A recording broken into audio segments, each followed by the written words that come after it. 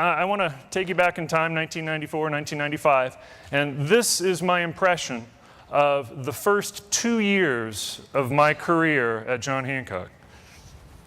Hello, Mr. Jones.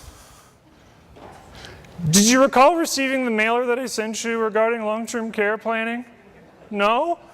Well, nevertheless, did you know that 2 out of 5 people at age 65 will spend some time in a... Mr. Jones?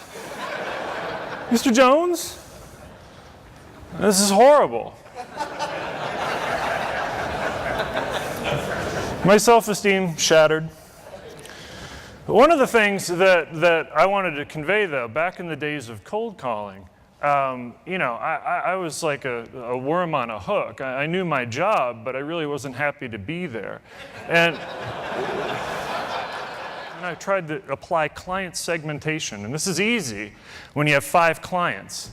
When one of them's rich and 4 of them aren't. I'm segmenting my clients, and then I'm looking, look, this is the 80-20 rule. This is all coming together for me. I was really taking a hot product and spearfishing in a barrel of my own clients and calling it customer service. That's not funny. That, just to comment on my marketing, I really began to subscribe to the idea that I am not going to be a particularly effective marketer unless I become a specialist. And I go very, very narrow. I buy into all the ideas. When you're differentiating yourself from other advisors in the market, you have to be a specialist as compared to a generalist. Nobody cares if you're a generalist if you're marketing. I truly believe that. In my particular case, and the reason I branded my own DBA, is I have a very niche specialty in the greater Washington area market. If you or a family member is suffering from some type of health-related dependency, like long-term care or some kind of chronic disability, and it's putting some financial stress, potentially a financial crisis on your household, I'm the only person that you can consistently come to, in my opinion, that would be able to work with existing professionals, but probably no more than your insurance agent, no more than your attorney, no more than your tax preparer, no more than your stockbroker. And it's a very, very, very narrow niche that I've spent a whole lot of time working on. But this is interesting. After I became much more of a niche specialist from a marketing standpoint, I started getting a whole lot of professional referrals from other accountants and CPAs. It wasn't until I became a specialist that started happening.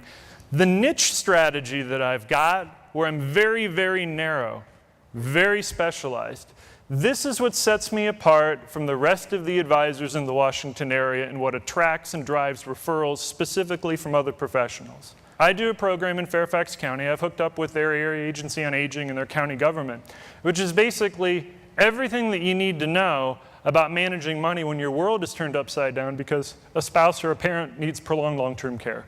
Because conventional wisdom, as some of you know, some of you don't, but conventional wisdom of how we manage money and cash flow and taxes in a circumstance like that, it's not helpful. It's all different. So I go very narrow now. Initially, I found a sponsor. And then as my practice and marketing evolved, where I got better at doing a more deep niche strategy, I started developing much more narrow topic areas. And don't forget, if you get really, really narrow and esoteric, maybe the audience isn't the clients, or the potential clients, maybe the audience is other professionals. But I think it's a mistake in marketing not to go narrow, narrow, narrow, narrow. If you want to guarantee nobody shows up, do something general.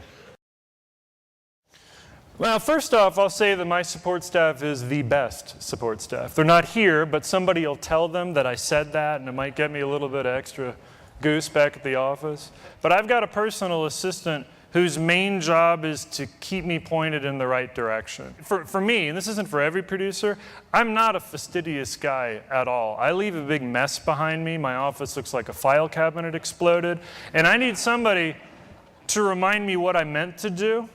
So I need to have somebody on staff that is absolutely tied in to my intent, what's going strategically, what's going tactically, and I have somebody that I have a lot of confidence in there.